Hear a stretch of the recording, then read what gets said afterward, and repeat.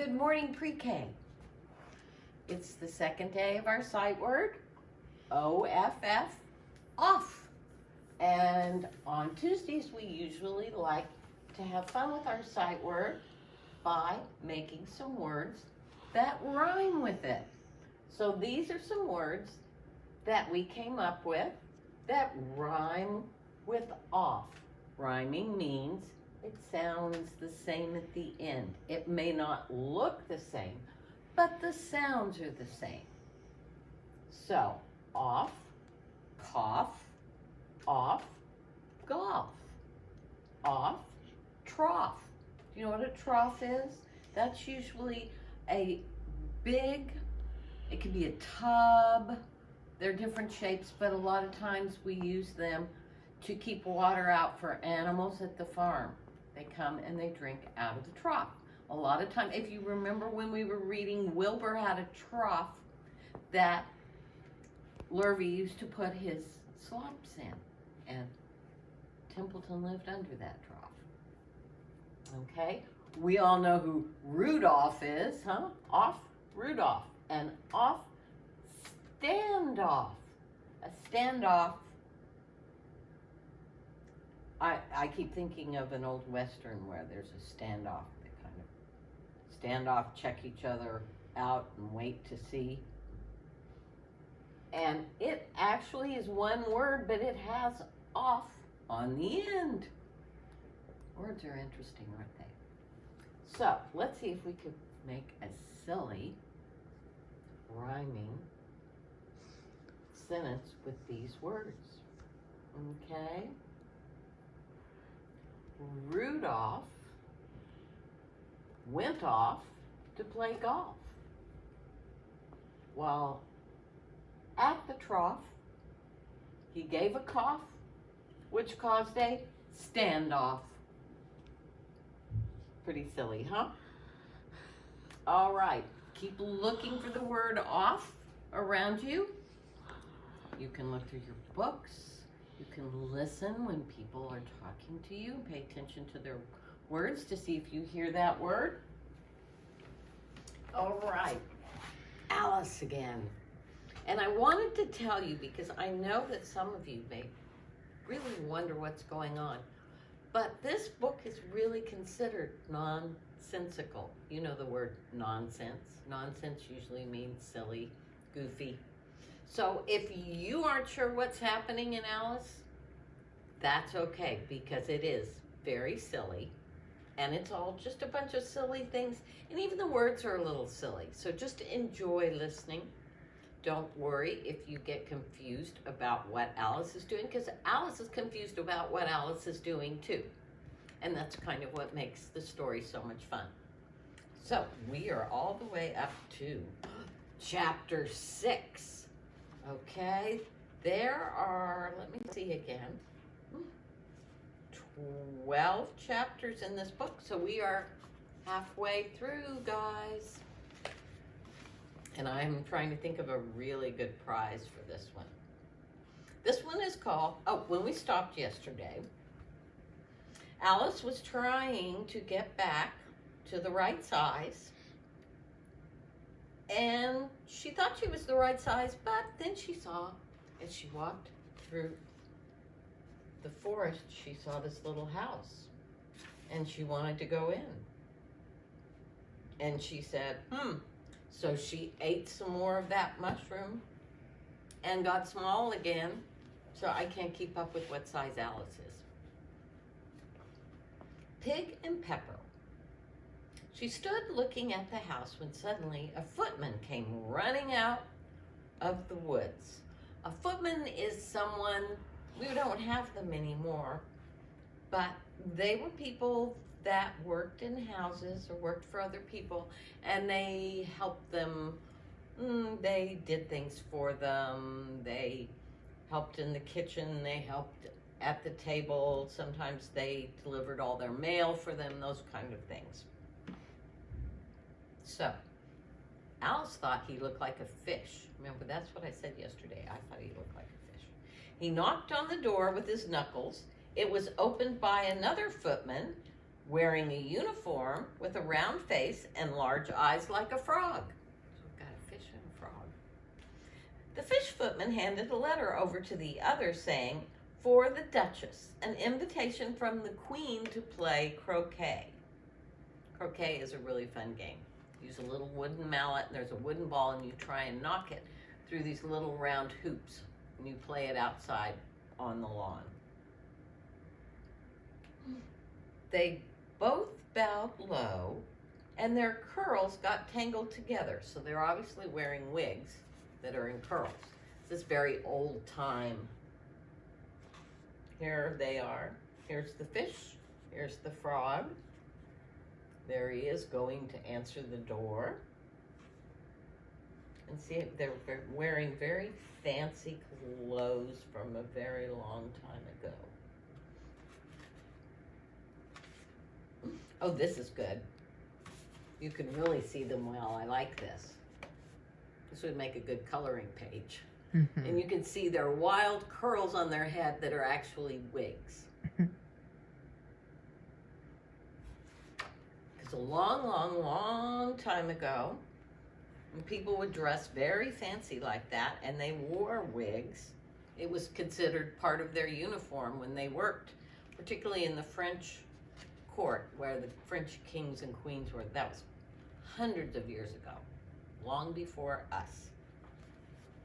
Alice laughed so much at this that she had to run back in the woods for fear of their hearing her laugh.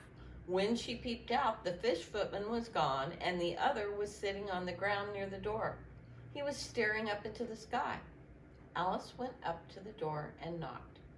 "There's no use knocking," said the footman, "because I'm on the same side of the door as you are, and they're making so much noise inside, nobody can possibly hear you."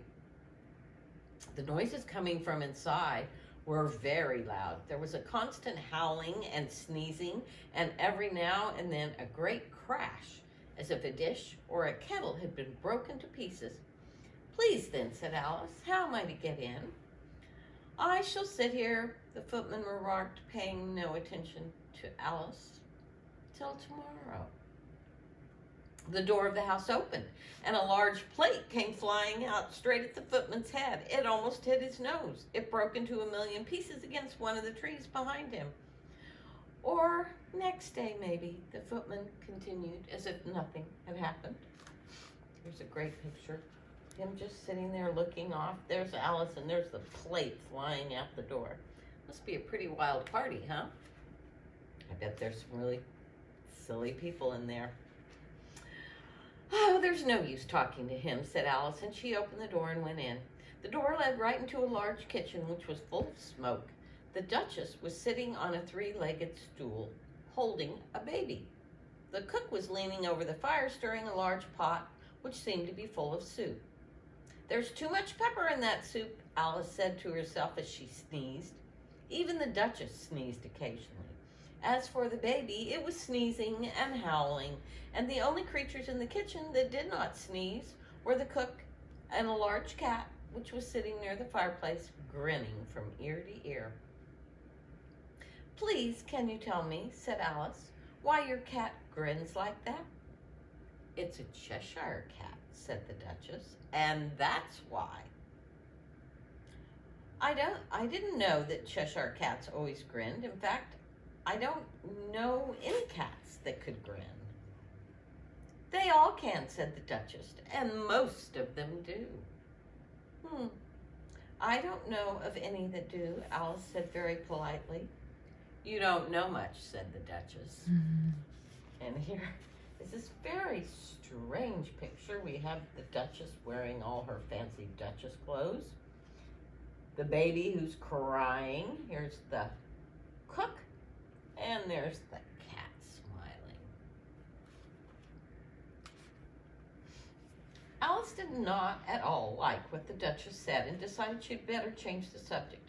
Suddenly the cook took the pot off the stove and at once started throwing everything within her reach at the Duchess and the baby. The Duchess didn't seem to notice, even when a plate hit her. The baby was crying so much already, it was impossible to know if it was hurt or not. "Oh, please be careful with what you're doing," cried Alice, jumping up.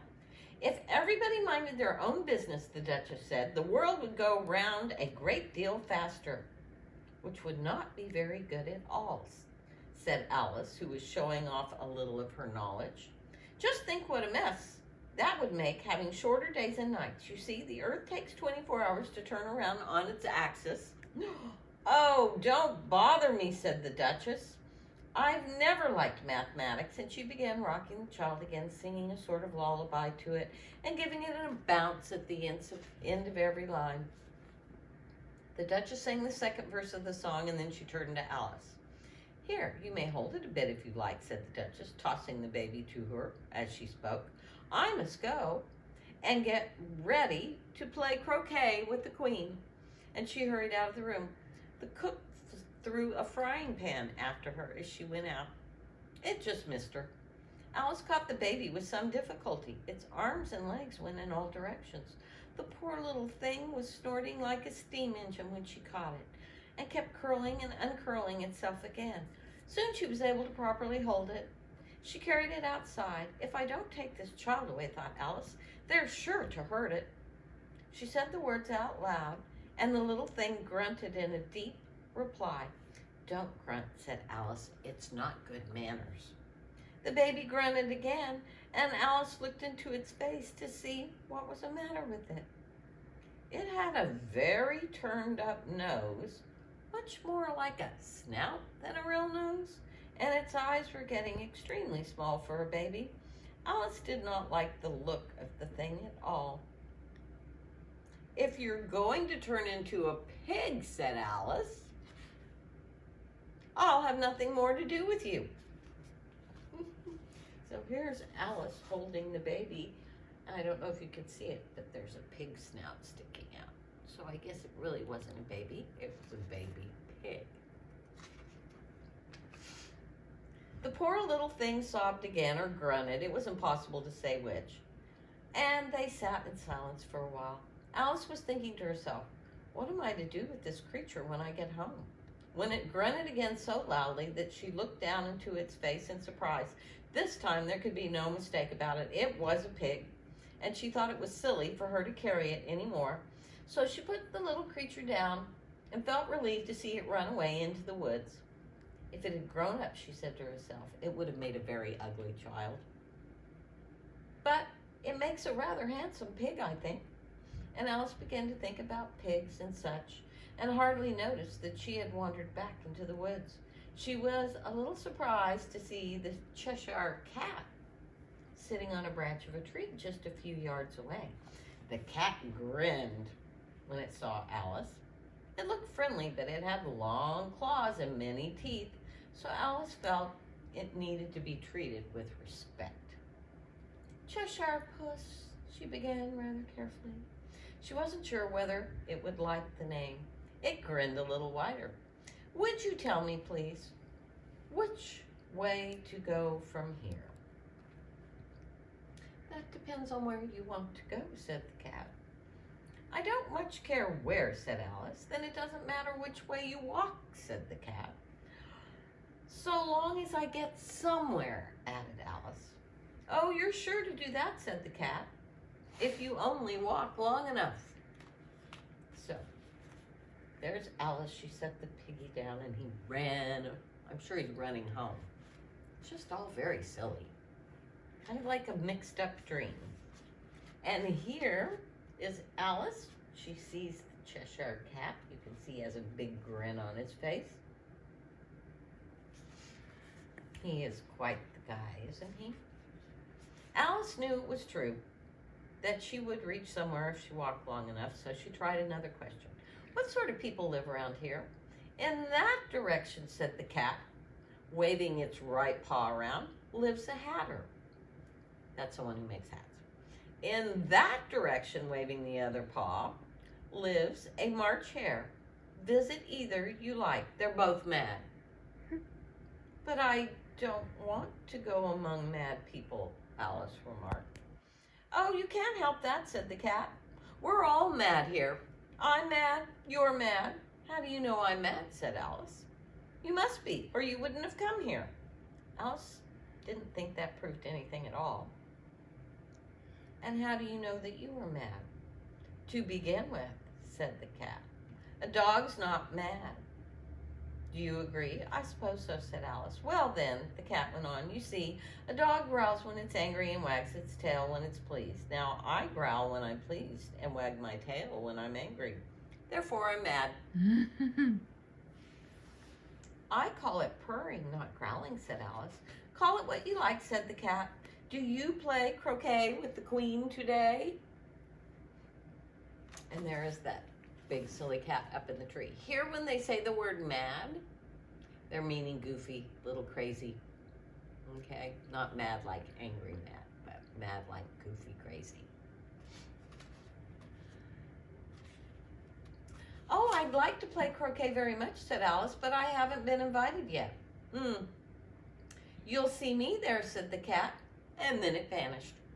Alice was not surprised at this. She was getting used to strange things happening. While she was looking at the place where the cat had been, it suddenly appeared again. By the way, what became of the baby, said the cat. I'd nearly forgotten to ask. Oh, it turned into a pig, Alice quietly said. I thought it would, said the cat, and it vanished again. Alice waited a little, expecting to see it again, but it did not reappear. After a minute or two, she began walking in the direction in which the March Hare lived. She looked up, and there was the cat again, sitting on a branch of a tree. I wish you wouldn't keep appearing and vanishing so suddenly, said Alice. As you wish, said the cat. This time it vanished quite slowly, beginning with the end of its tail and ending with the grin. His grin remained for some time after the rest of it was gone. That's an idea, isn't it? Well, I've often seen a cat without a grin, thought Alice. But a grin without a cat? It's the most curious thing I've ever seen in my life. She had not gone far before she found the March Hare's house. The house had chimneys shaped like ears and a roof covered with fur. It was a large house, and she didn't want to go any closer until she'd grown to be about 2 feet high. So she nibbled on the left-hand bit of the mushroom before she walked toward it. What if the March Hare really is mad, she said nervously. I almost wish I'd gone to see the Hatter instead. And that is the end of chapter 6. Chapter 7 is called A Mad Tea Party. So I guess this tea party is going to be wild, and I'm looking forward to attending it. I hope you are too. So I'll see you tomorrow. Bye.